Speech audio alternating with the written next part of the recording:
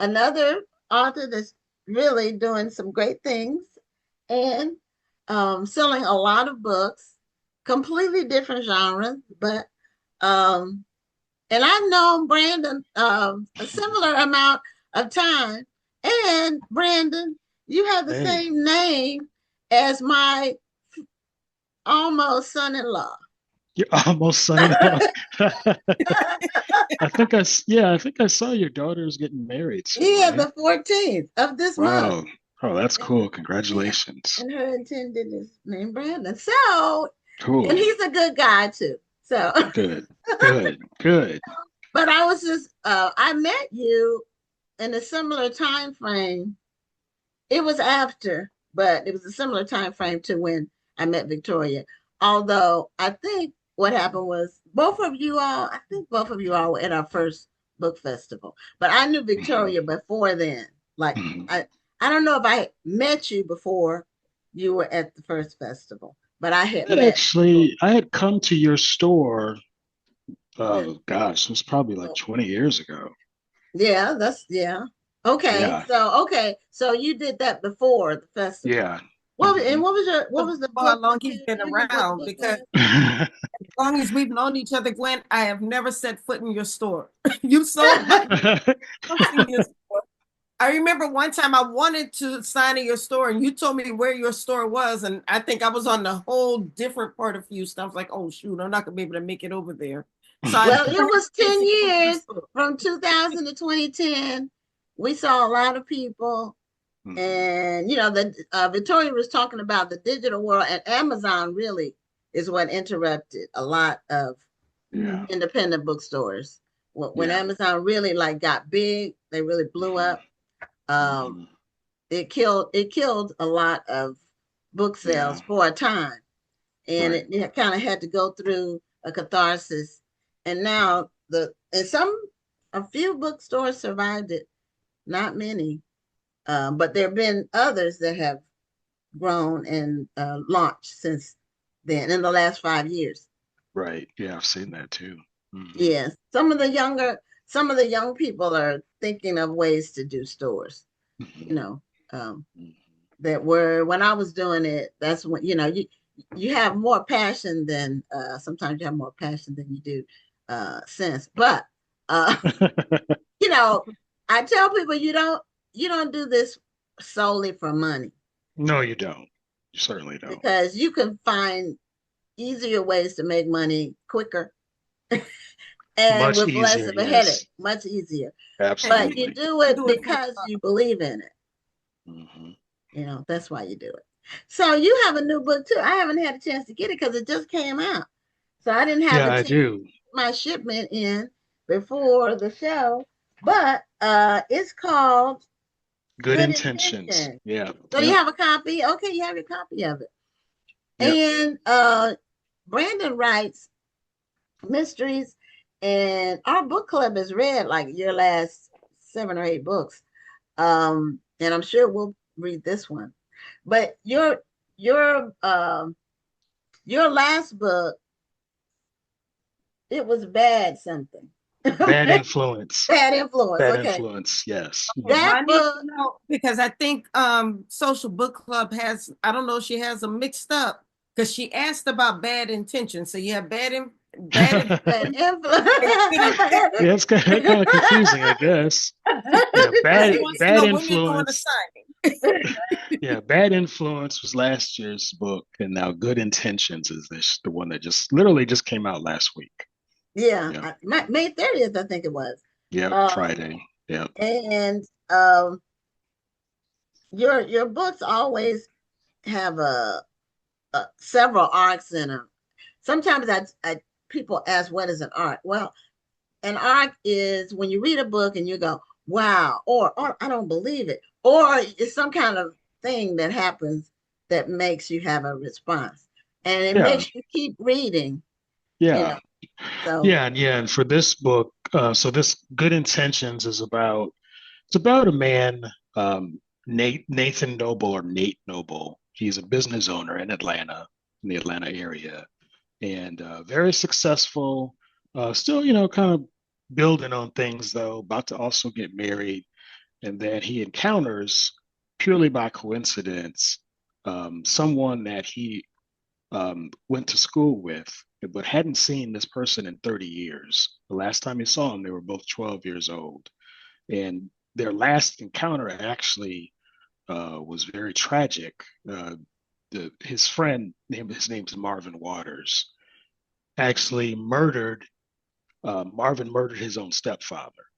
And Nathan saw this, like he saw the aftermath of this happening. He literally walked in on it at the time that it happened. And Marvin was, he spent time in, juvenile detention and, apparently prison, kind of went down a bad path after that. But Nathan hasn't seen him in 30 years. And then he runs into him literally at a grocery store after work. And, he feels some level of, Nate feels some level of guilt about his last encounter with Marvin because Marvin's stepfather was extremely abusive. And Nate, he was best friends with Marvin, so he knew some idea what was happening. He would see, like belt marks, sores in the back of Marvin's back, when he would change clothes for gym class at school. So Nathan, he did something, and he never told anyone what he did, not even his mother, but he basically wrote a letter, an anonymous letter, um, telling the school that they need to investigate Marvin's stepdad because Marvin is being abused and his mother is being abused, but no one's doing anything. So Nate slips this anonymous note under the door of the principal's office, thinking he can help, thinking something good will happen of this. And that same day, that same evening, is when the big blow up happens with Marvin's family. And Marvin kills his stepfather, apparently in self defense. But Nate has always felt like his actions were the catalyst for that to happen.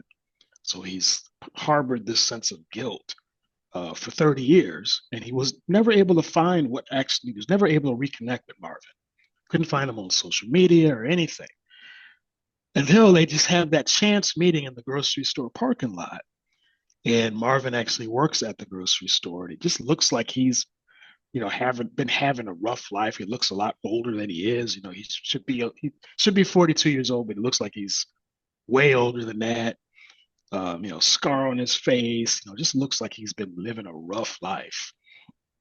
And so that's how they end up connecting again. And from there, Nate basically offers Marvin a job at one of his stores that he owns.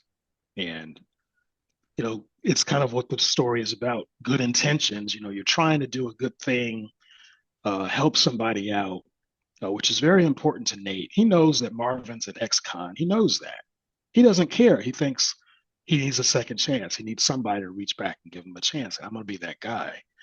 But it turns out some people, they may not necessarily be the right person for you to extend that generosity to.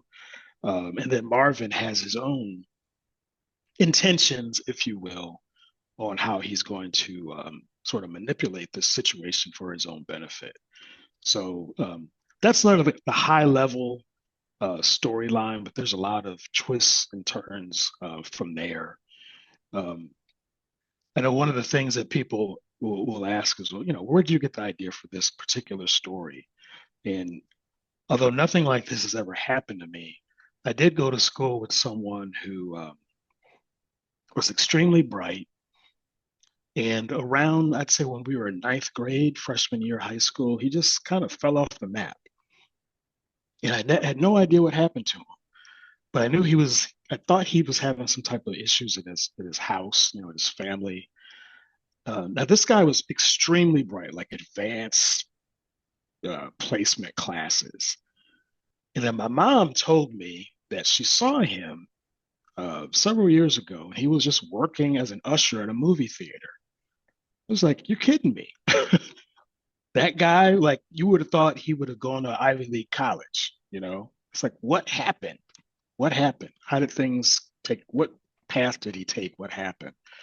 And I thought about that. That was actually the inspiration for this story, is just, there are these pivotal moments that people have in their lives, or, where they just kind of make these choices, things happen, and um, they can have lifelong repercussions. And for Nate in this story, his good intentions actually turned out to be a bad thing, for his friend. So yeah, that's what this one's about.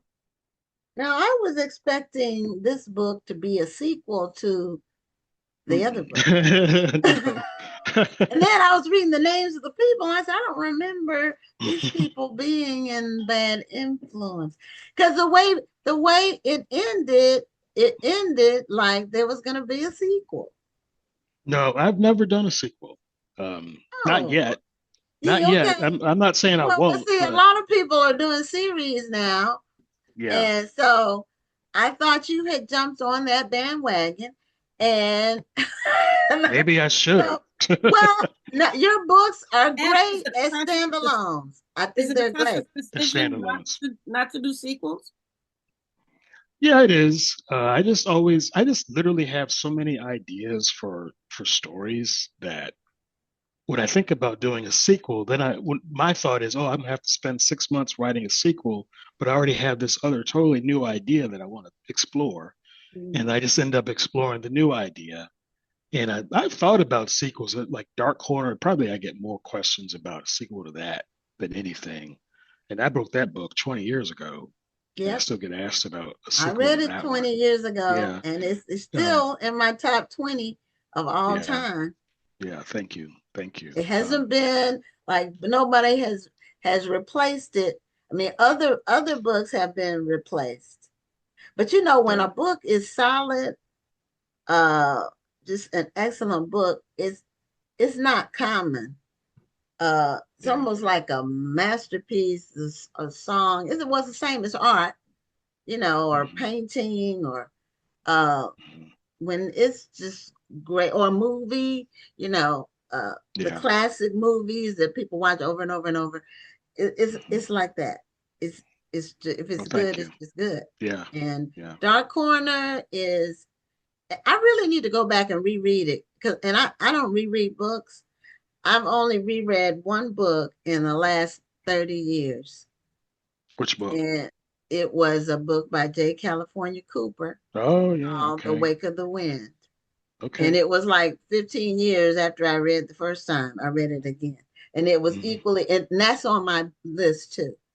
I find as I get older that I don't always remember books that I already read, and then I'll pick up a book thinking, okay, I'm gonna check this out. It looks interesting. And then I'm like, wait a minute. I read this 15 years ago. That happened to me. I picked up I knew it was an older book when I picked it up, but I picked it up anyway because for some reason when I read the synopsis, it didn't ring. I was like, "Oh, this is a continuation of a Mhm. book I had read before." It didn't hit me that it was the actual book that I'd read before. Yeah. And Yeah. then I do audiobooks all the time. So I'm listening to Yes. it, I'm like, "Wait a minute." Because I had bought this book. Hmm. Hmm. So, I mean, Yeah. I guess that's a good thing that for that author that they can Oh, write yeah. something that still captures your interest, but it just upsets me Absolutely. when I pick up a book I've already read. Yep. Yep. Yeah, and when you Absolutely. read a lot, the storylines, the plots, it becomes a blur unless there's something to really grab Hmm. you about it. Hmm. Because it's kind of like you're turning books and you're just reading them and reading them. And uh, well, a lot of authors, I won't say every, but you have a writing style that grabs a person. And your book, the last one, Bad Influence, uh, elicited the most conversation Really? at our book club meeting of any book we read for the whole year. Wow. Because we didn't like that the bad girl, I forgot her name, but the Scarlet. girl who Yeah. was crazy. Everybody was saying, what, why didn't they know she was crazy? And we had a great conversation about that book. And Good. I haven't read, like I said, I haven't read a book by you that I didn't enjoy. I enjoy some more than others, but Yeah. I haven't read a book. I Thank you. haven't read a book by you. that seem like you just went through the emotions. Yeah, that's Some good. Yeah. authors do that, it's just like formulaic, whereas, but I haven't read a book by you that fits that. Yeah. And so, Yeah, I'm glad because it doesn't come out. It's always a challenge. Every book is a challenge in a different way. And even though with good intentions, it's a little bit shorter than what I normally do. Like it was like 59,000 words. Um, Bad Influence is about 76,000 words. But anyway, even though it was a shorter book, it still had a lot of challenges with writing it because one of the things with these characters that I try to really work on is, on one hand, the reader is reading about this character, Nate, who's trying to be a good guy, good intentions, right? Good, do the good deed. And you start to get frustrated with him because you're like, why do you keep trying to be nice to this dude, Marvin, who's clearly not worth it? And it was a challenge to write that in a way where you would not just lose all sympathy for Nate. But he is just truly one of those stand up guys where it's hard for him to say no to people. And he was kind of a lot like my grandfather, who was just generous to a fault, even with people who you're like, man, why'd you? My granddad had a business too. And you would just look at some of the folks he had employed for him and you're like, why is he here?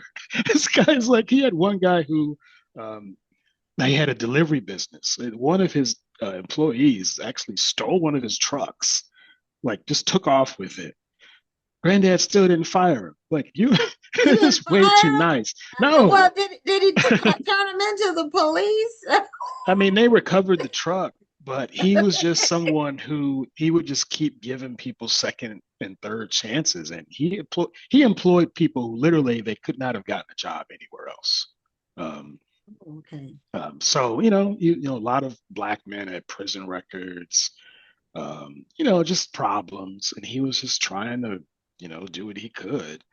And Mhm. there are just people who are like that. I'm not saying I'm like that. I'm not that patient, but I wanted to write about a character who was. And it's just funny as people starting to post reviews and they expressing frustration with him. It's like he's just too Like nice. Why he's would a he real not? person. Right. But it is when you write characters, you can like think about someone in your past or even your present Mhm. that Mhm. kind of reminds you of the person. It really is kind of like a model for what you're Yes. writing in terms of Hmm. behaviors, habits, Hmm. responses to things. Yes. Yeah, Yeah. I've been self-employed for most of my adult life, and Hmm. I'm not that kind of employer like your grandpa. I will in a minute. I was fine. And I'm gonna just tell you a quick story. My dad was a pastor, but we also had a home for the elderly and a daycare that he was the president of those two associated with the church. And he would come home and tell us stories about employees. And one of them at the home for the elderly, because my dad was a night owl, so he might leave the house at 10 or 10:30 at night just to go over there, just like to pop up to Hmm. surprise the staff because there were people living there. There were elderly people living there. They weren't sick. They were just some of them had like dementia or whatever. But anyway, one night he went to the home for the elderly, and one of his employees was taking like turkeys that were in the freezer at the Wow. home and putting them in the trunk of her car. Oh my And gosh. stealing the food Yeah. from the home. And my dad, he pulled up, and it's like, I'm caught. He fired her immediately. So, Yeah. Yeah.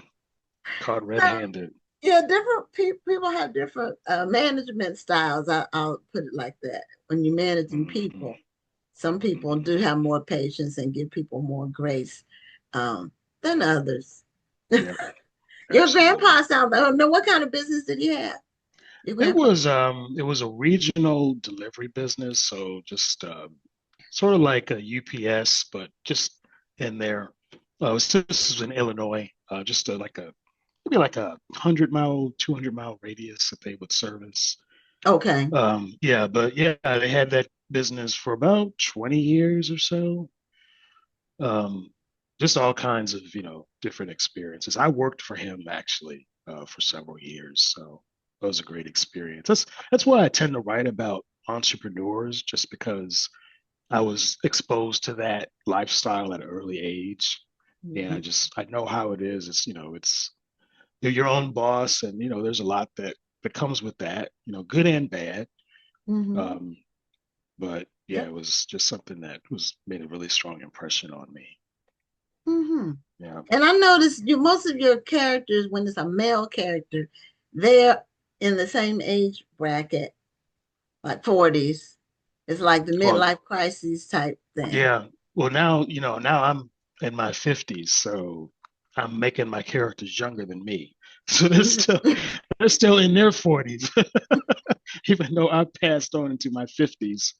I don't know if people want to read about 50 plus year old men. I don't know. I don't know. Maybe I'll try that. But yeah, I'm just trying to find that zone of people who are, they're hit a certain level of maturity. Um, I don't know if I could write about like a 25-year-old anymore. Mm. I don't know, because I don't know what they're doing. Like, what are they doing right now? I'm not connected to that, age that set anymore. But yeah, so I tend to write about more mature men and black men who are, they're going through. They're usually what I like to do is we've got the main character who's a black man, and then they're usually paired up with a woman who's maybe a spouse, not always, but usually. um that's just what I'm comfortable with. That's kind of like my, I guess, for lack of a better term, my formula. um but I don't see a whole lot of other people doing that, so I feel okay with that. I feel like that's kind of what I have to offer. And then I'm just within that certain structure, I'm looking You for, change that you know, formula, people would notice. yeah, yeah, yeah. Yeah, you look like at that Walter Mosley, for example. He's writing about black male heroes. That's his thing, and it's a need. It's something we need. We need those stories. So yeah, I just feel like that's my own little voice, my contribution, if you will, and just keep trying to find different ways to engage people, within that realm. Yeah. You think I'm this trying to story? get my backdrop back. I don't know what happened. I did stop video and then my background left. I'm still working on it. But I'm here. I'm just trying to fix it. It's okay. It's okay.